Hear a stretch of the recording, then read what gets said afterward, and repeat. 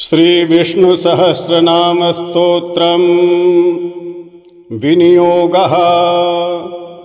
अस्य श्रीविष्णोर्दिव्यसहस्रनामस्तोत्रमन्त्रस्य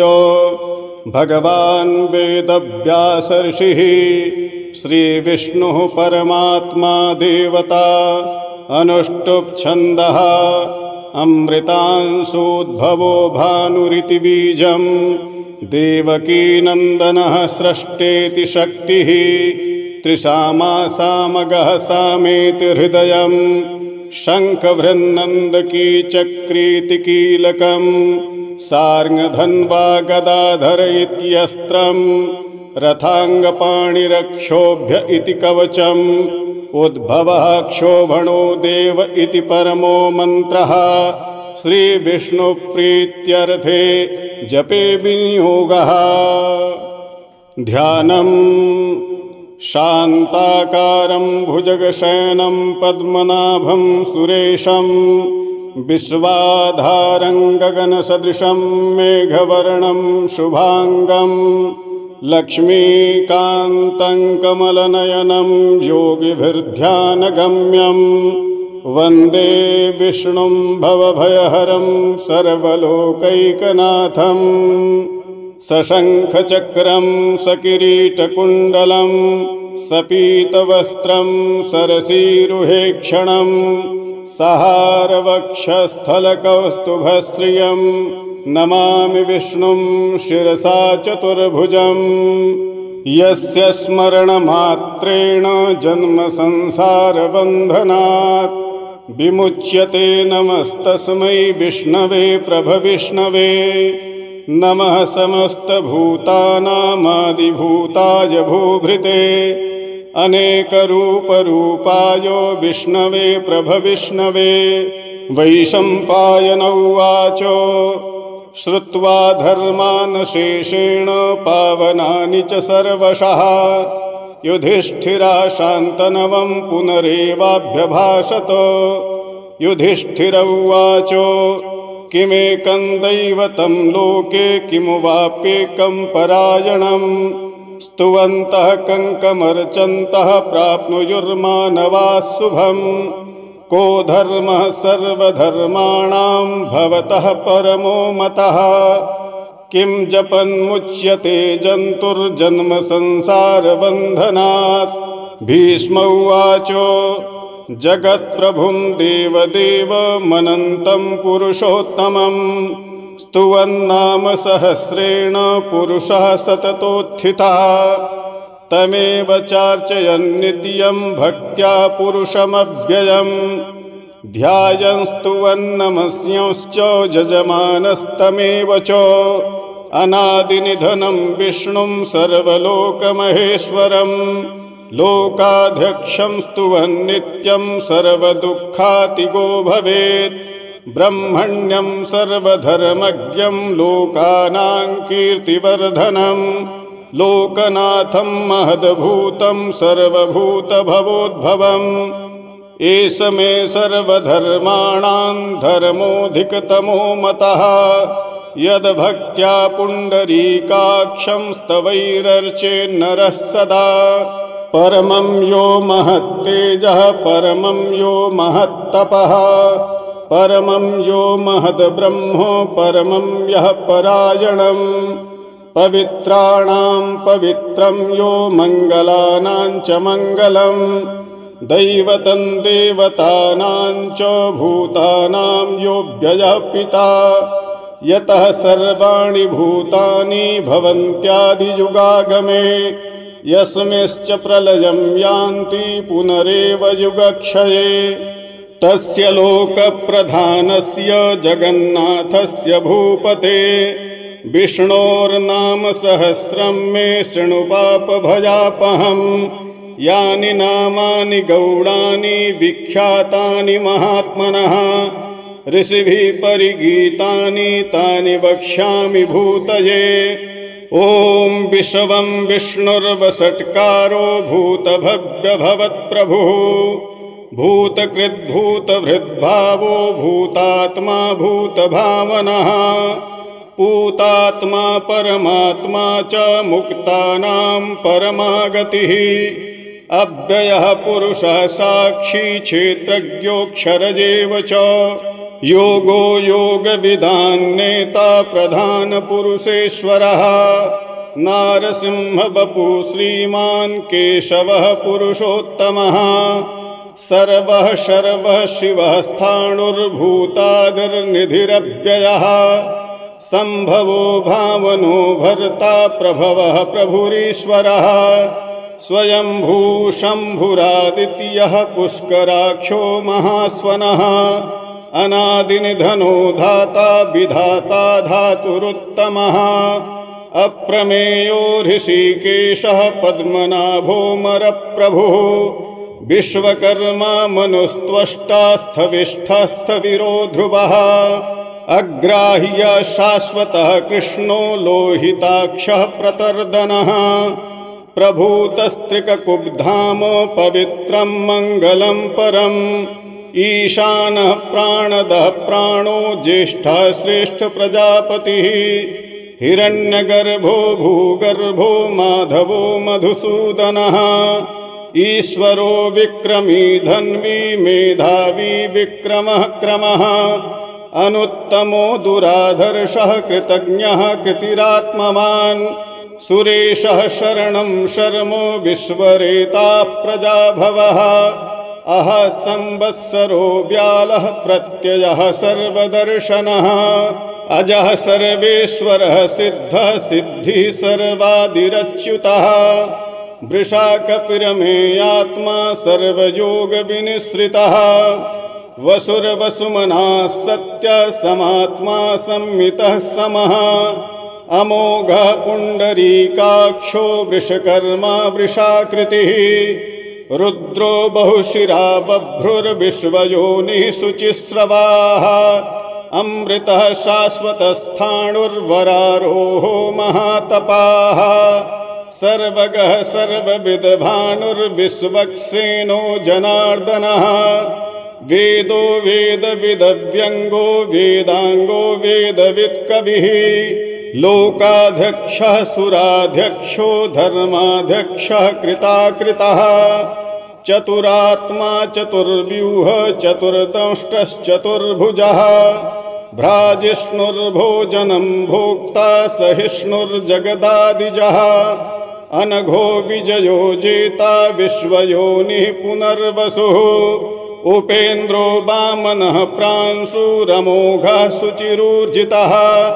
अतीन्द्रः संग्रह सर्गो धृतात्मा नियमो यमः वेद्यो वैद्यः सदा योगी वीरः माधवो मधुः अतीन्द्रियो महामायो महोत्साहो महाबलः महाबुद्धिर्महावीर्यो महाशक्तिर्महाद्युतिः अनिर्देश्य वपुः श्रीमान्नमेयात्मा महादृधृक् महेश्वासो महीभर्ता श्रीनिवास सताङ्गतिः अनिरुद्धः सुरानन्दो गोविन्दो गोविदाम्पतिः मरीचिर्दमनो हंसः सुपर्णो भुजगोत्तमः हिरण्यनाभः सुतपाः पद्मनाभः प्रजापतिः अमृत्युः सर्वदिक्सिंहः सन्धाता सन्धिमा स्थिरः अजो दुर्मर्षणः शास्ता विश्रुतात्मा सुरारिहा गुरुर्गुरुतमो धामो सत्यः सत्यपराक्रमः निमिषो निमिषस्रग्वी वाचस्पतिरुदारधीः अग्रणीर्ग्रामणी श्रीमान् न्यायो नेता समीरणः सहस्रमूर्धा विश्वात्मा सहस्राक्षः सहस्रपात् आवर्तनो निवृत्तात्मा संवृतः संप्रमर्दनः अह संवर्तको वह्निरनिलो धरणीधरः सुप्रसादः प्रसन्नात्मा विश्वधृग् विश्वभुग् विभुः सत्कर्ता सत्कृतः साधुर्जह्नुर्नारायणो नरः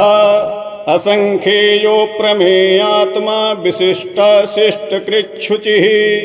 सिद्धार्थ सिद्धसंकल्पः सिद्धिदः सिद्धिसाधनः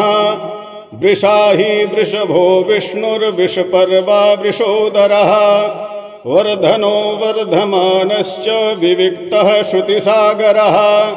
सुभुजो दुर्धरो वाग्मी महेन्द्रो वसुदो वसुः नेकरूपी बृहद्रूपः सिपिविष्टः प्रकाशनः ओजस्तेजोद्युतिधरः प्रकाशात्मा प्रतापनः ऋद्धः स्पष्टाक्षरो मन्त्रश्चन्द्रांशुर्भास्करद्युतिः अमृतांशोद्भवो भानु शशबिन्दुः सुरेश्वरः औषधं जगतः सेतुः सत्यधर्मपराक्रमः भूतभव्यभवन्नाथः पवनः पावनो नलः कामः कामकृत्कान्तः कामः कामप्रदः प्रभुः युगादिकृद्युगावर्तो नैकमायो महाशनः अदृश्यो व्यक्तरूपश्च सहस्रजिदनन्तजितो इष्टो विशिष्टः शिष्टेष्टः शिखण्डी नहुसो वृषः क्रोधः क्रोधकृत्कर्ता विश्वबाहुर्महीधरः अच्युतः प्रथितः प्राणः प्राणदो वासवानुजः अपां निधिरधिष्ठानमप्रमत्तः प्रतिष्ठितः स्कन्दः स्कन्दधरो धुर्यो वरदो वायुवाहनः वासुदेवो बृहद्भानुरादिदेवः पुरन्दरः अशोकस्तारणस्तारः शूरः शौर्यर्जनेश्वरः अनुकूलः शतावर्तः पद्मी पद्मनिभेक्षणः पद्मनाभोरविन्दाक्षः पद्मगर्भः शरीरभृतो महर्धिर्वृद्धो वृद्धात्मा महाक्षो गरुणध्वजः अतुलः शरभो भीमः समयज्ञो हविर्हरिः सर्वलक्षणलक्षण्यो लक्ष्मीवान् समितिञ्जयः भिक्षरो रोहितो मार्गो हेतुर्दामोदरः सः महीधरो महाभागो वेगवानमिताशनः उद्भवः क्षोभणो देवः श्रीगर्भः परमेश्वरः करणं कारणं कर्ता विकर्ता गहनो गुहः व्यवसायो व्यवस्थानः संस्थानः स्थानदो ध्रुवः परर्धि परमस्पष्टस्तुष्टः पुष्टः शुभेक्षणः रामो विरामो विरजो मार्गो नेयो नयो नयः वीरः शक्तिमतां श्रेष्ठो धर्मो धर्मविदुत्तमः वैकुण्ठः पुरुषः प्राणः प्राणदः प्रणवः पृथुः हिरण्यगर्भः शत्रुघ्नो व्याप्तो वायुरधोक्षजः ऋतुः सुदर्शनः कालः परमेष्ठी परिग्रहः उग्रः संवत्सरो दक्षो विश्रामो विश्वदक्षिणः विस्तारः स्थावरस्थाणुः प्रमाणं बीजमव्ययम् अर्थो नर्थो महाकोशो महाभोगो महाधनः अनिर्विण्णस्थविष्ठो भूर्धर्मयूपो महामखः नक्षत्रनेमिर्नक्षत्री क्षमक्षामः समीहनः यज्ञयुज्यो महेज्यश्च क्रतुः सत्रं शताङ्गतिः सर्वदर्शी विमुक्तात्मा सर्वज्ञो ज्ञानमुत्तमम् सुव्रतः सुमुखः सूक्ष्मः सुघोषः सुखदः सुहृत् मनोहरो जितक्रोधो वीरबाहुर्विदारणः स्वापनः स्ववशो व्यापी नैकात्मा नैककर्मकृतो वत्सरो वत्सलो वत्सी रत्नगर्भो धनेश्वरः धर्मगुप्धर्मकृद्धर्मी सदसच्छरमक्षरम् अभिज्ञाता सहस्रांशुर्विधाता कृतलक्षणः गभस्तिनेमि सत्वस्थः सिंहो भूतमहेश्वरः आदिदेवो महादेवो देवेशो देवभृद्गुरुः उत्तरो गोपतिर्गोप्ता ज्ञानगम्यः पुरातनः शरीरभूतभृद्भोक्ता कपीन्द्रो भूरि दक्षिणः सोमपोमृतपः सोमः पुरजित्पुरुषोत्तमः विनयो जय सत्यसन्धो दाशार्हः सात्वतां पतिः जीवो विनयिता साक्षी मुकुन्दो मितविक्रमः अम्भो निधिरनन्तात्मा महोदधिशयोऽन्तकः अजो महार्हः स्वाभाभ्यो जिता मित्रः प्रमोदनः आनन्दो नन्दनो नन्दः सत्यधर्मा त्रिविक्रमः महर्षिः कपिलाचार्यः कृतज्ञो मेदिनीपतिः त्रिपदस्त्रिदशाध्यक्षो महाशृङ्गः कृतान्तकृतो महाबराहो गोविन्दः सुषेणः कनकाङ्गदी गुह्यो गभीरो गहनो गुप्तश्चक्रगदाधरः वेधास्वाङ्गोजितः कृष्णो दृढासङ्कर्षणोच्युतः वरुणो वारुणो वृक्षः पुष्कराक्षो महामनाः भगवान् भगः नन्दी वनमाली हलायुधः आदित्यो ज्योतिरादित्यः सहिष्णुर्गतिसत्तमः सुधन्वाखण्डपरशुर्दारुणो द्रविणप्रदः दिविस्पृक्सर्वदिग्व्यासो वाचस्पतिरयो निजः त्रिशामासामगः सामो निर्वाणं भेषजं भिषक सन्न्यासकृच्छमः शान्तो निष्ठा शान्तिः परायणम् शुभांगः शान्तिदः स्रष्टा कुमुदः कुबलेशयः गोहितो गोपतिर्गोप्ता वृषभाक्षो वृषप्रियः अनिवर्ती निवृत्तात्मा संक्षेप्ता क्षेमकृच्छिवः श्रीवत्सवक्षा श्रीवासः श्रीपतिः श्रीमतांवरः श्रीदः श्रीशः श्रीनिवासः श्रीनिधिः श्रीविभावनः श्रीधरः श्रीकरः श्रेयः श्रीमान् लोकत्रयाश्रयः स्वक्षः स्वङ्गः शतानन्दो नन्दिर्ज्योतिर्गणेश्वरः विजितात्मा विधेयात्मा सत्कीर्तिश्छिन्न संशयः उदीर्णः सर्वतश्चक्षुरनीशः शाश्वतस्थिरः भूषयो भूषणो भूतिर्विशोकः शोकनाशनः अर्चिस्मानर्चितः कुम्भो विशुद्धात्मा विशोधनः अनिरुद्धो प्रतिरथः प्रद्युम्नो मितविक्रमः कालनेमिनिः वीरः शौरिः सूरजनेश्वरः त्रिलोकात्मा त्रिलोकेशः केशवः केशिहा हरिः कामदेवः कामपालः कामीकान्तः कृतागमः अनिर्देश्य वपुर्विष्णुर्वीरोऽनन्तो धनञ्जयः ब्रह्मण्यो ब्रह्मकृत् ब्रह्मा ब्रह्म ब्रह्म विवर्धनः ब्रह्मविद् ब्राह्मणो ब्रह्मी ब्रह्मज्ञो ब्राह्मणप्रियः महाक्रमो महाकर्मा महातेजा महोरगः महाक्रतुर्महायज्वा महायज्ञो महाहविः स्तब्धः स्तवप्रियः स्तोत्रं स्तुतिः स्तोतारणप्रियः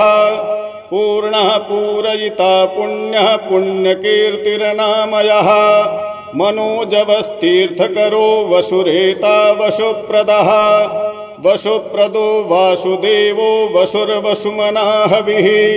सद्गतिः सत्कृतिः सत्ता सद्भूति सत्परायणः शूरसेनो जदुश्रेष्ठः सन्निवासः सुयामनुः भूतावासो वासुदेवः सर्वासु निलयो नलः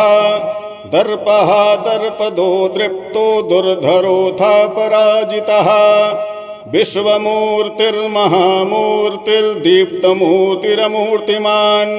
अनेकमूर्तिरव्यक्तः शतमूर्तिः शताननः एकोनैकः सवहकः किं यत्तत्पदमनुत्तमम् लोकबन्धुर्लोकनाथो माधवो भक्तवत्सलः सुवर्णवर्णो हेमाङ्गो वराङ्गश्चन्दनाङ्गदी वीरः विषमः शून्यो घृताशीरचलश्चलः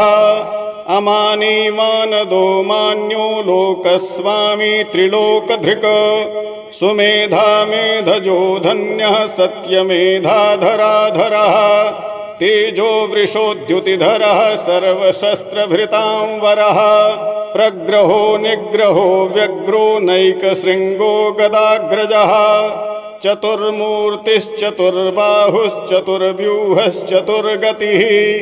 चतुरात्मा चतुर्भावश्चतुर्वेदविदेकपात् समावर्तो निवृत्तात्मा दुर्जयो दुरतिक्रमः दुर्लभो दुर्गमो दुर्गो दुराभासो दुरारिः शुभांगो लोकसारंगः सुतन्तुस्तन्तुवर्धनः इंद्रकर्मा महाकर्मा कृतकर्मा कृतागमः उद्भवः सुन्दरः सुन्दो रत्ननाभः सुलोचनः अर्को वाजसनः शृंगी जयन्तः सर्वविजयी सुवर्णबिन्दुरक्षोभ्यः सर्ववागीश्वरेश्वरः महारथो महागर्तो महाभूतो महानिधिः कुमुदः कुन्दरः कुन्दः परजन्यः पावनो नीलः अमृतांशोऽमृतवपुः सर्वज्ञः सर्वतोमुखः सुलभः सुब्रतः सिद्धः शत्रुजिच्छत्रुतापनः न्यग्रोधो दुम्बरो स्वत्थोश्चाणूरान्ध्रनिषूदनः सहस्रार्चिः सप्तजिह्वा सप्तैधा सप्तवाहनः अमूर्तिरनघो चिन्त्यो भयकृद्भयनाशनः अणुर्बृहत्कृशः स्थूलो गुणभिर्निर्गुणो महान् अधृतः स्वधृतः स्वास्यः प्राग्वंशो वंशवर्धनः भारभृत्कथितो योगी योगीशः सर्वकामदः आश्रमः श्रमणः क्षामः सुपर्णो वायुवाहनः धनुर्धरो धनुर्वेदो दण्डो दमयिता दमः अपराजितः सर्वसहो नियन्ता नियमो यमः सत्तवान् सात्विकः सत्यः सत्यधर्मपरायणः अभिप्रायः प्रियार्होर्हः प्रियकृत्प्रीतिवर्धनः विहाय सगतिर्ज्योतिषुरुचिर्हुतभुग्विभुः रविर्विरोचनः सूर्यः सविता रविलोचनः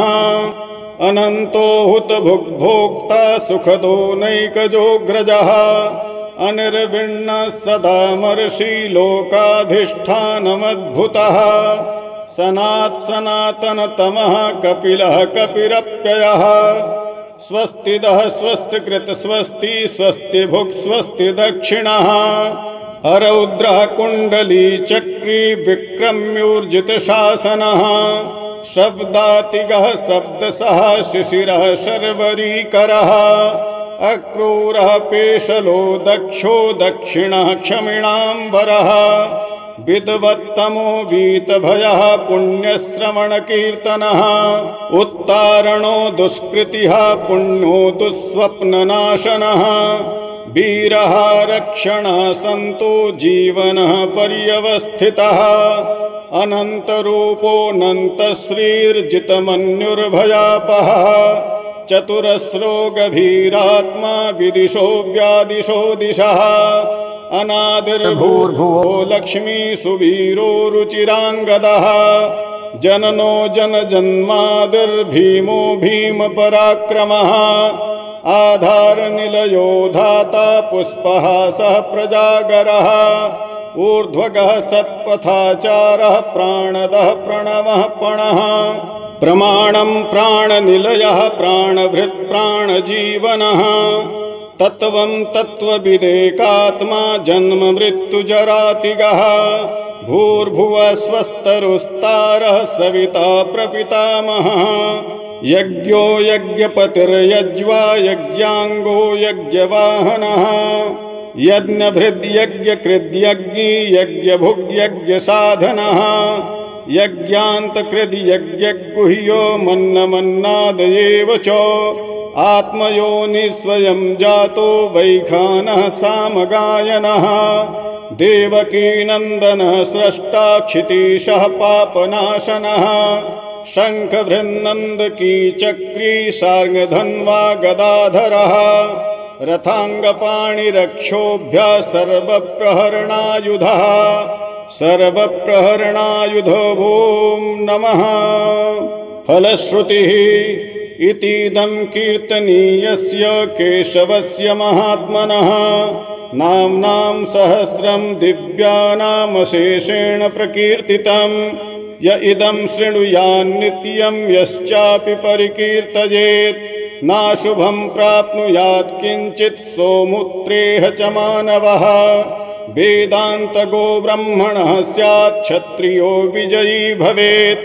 वैश्यो धनसमृद्धः स्यात् शूद्रः सुखमवाप्नुयात् धर्मार्थी प्राप्नुयात् धर्मोऽर्थार्थी चार्थमाप्नुयात् कामानवाप्नुयात् कामी प्रजार्थी प्राप्नुयात् प्रजाम् भक्तिमान्यः सदोत्थाय शुचिस्तद्गतमानसः सहस्रं वासुदेवस्य नाम्नामेतत् प्रकीर्तयेत् यशः प्राप्नोति विपुलं ज्ञातिप्राधान्यमेव च अचलां श्रियमाप्नोति श्रेयः प्राप्नोत्यनुत्तमम् न भयं क्वचिदाप्नोति वीर्यं तेजश्च विन्दति भवत्यरोगो द्युतिमान् बलरूपगुणान्वितः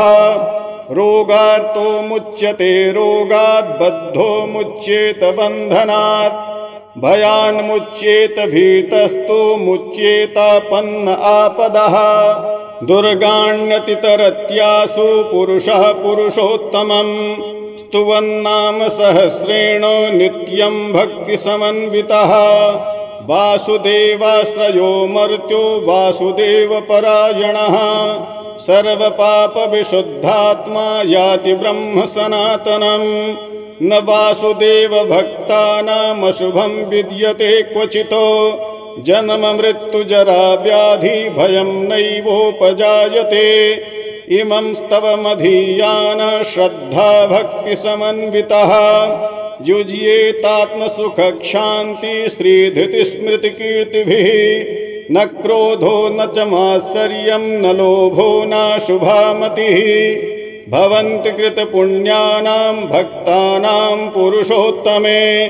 द्यौश्च चन्द्रार्कनक्षत्राखं दिशो भूर्महोदधिः वासुदेवस्य वीर्येण विधृतानि महात्मनः ससुरासुरगन्धर्वं स यक्षोरगराक्षसं जगद्वसे वर्ततेदं कृष्णस्य सचराचरम् इन्द्रियाणि मनोबुद्धि सत्वं तेजो बलं धृतिः वासुदेवात्मकान्याहुः क्षेत्रं क्षेत्रज्ञ एव च सर्वागमानामाचारः प्रथमं परिकल्पते आचारप्रभवो धर्मो धर्मस्य प्रभुरच्युतः ऋषयः पितरो देवा महाभूतानि धातवः जंगमा जंगमं चेदं जगन्नारायणोद्भवम् योगो ज्ञानं तथा सांख्यं विद्या शिल्पादिकर्म च वेदा शास्त्राणि विज्ञानो मेतत् सर्वं जनार्दनात्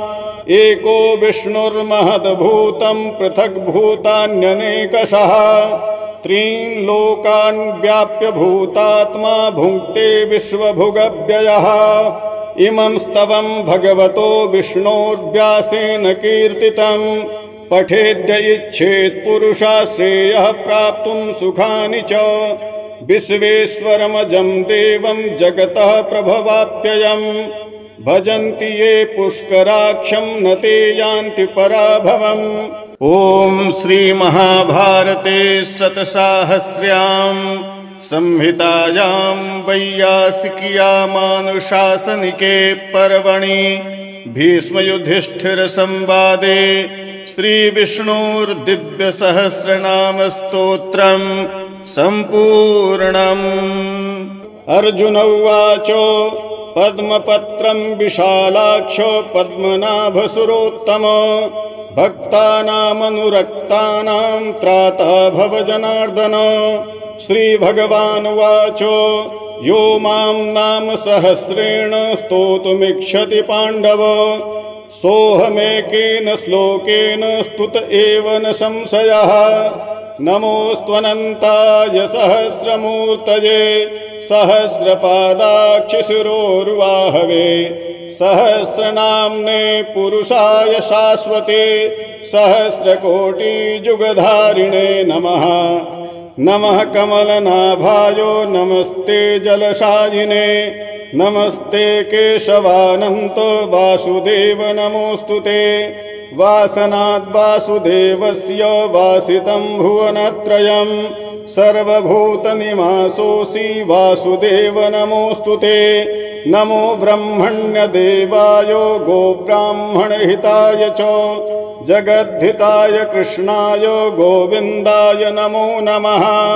आकाशात् पतितं तोयं यथा गच्छति सागरं सर्वदेव नमस्कारः केशवं प्रति गच्छति। एष निष्कण्टकः पन्था यत्र सम्पूज्यते हरिः कुपथन्तं विजानीयात् गोविन्दरहितागमं। सर्वदेवेषु यत् पुण्यं सर्वतीर्थेषु यत् फलं तत्फलं समवाप्नोति स्तुत्वा देवं जनार्दनं।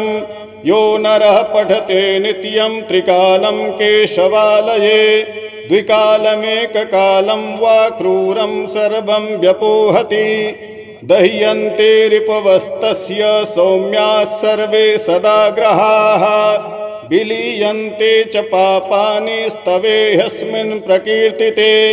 येन ध्यातः श्रुतो येनायं पठितस्तवः दत्तानि सर्वदानानि सुराः सर्वे समर्चिताः। इहलोके परे वापि न भयं विद्यते क्वचितो नाम्नां सहस्रं योधीते द्वादश्यां मम सन्निधौ स निर्दहति पापानि कल्पकोटिशतानि च। अश्वत्थ सन्निधौ पार्थ तुलसी सन्निधौ तथा पठेन्नाम सहस्रं तु गवां कोटिफलं लभेत्। देवालये पठे नित्यं तुलसीवन संस्थितः नरो मुक्तिमवाप्नोति चक्रपाणेर्वचो यथा। ब्रह्महत्यादिकं घोरं सर्वं पापं विनश्यति।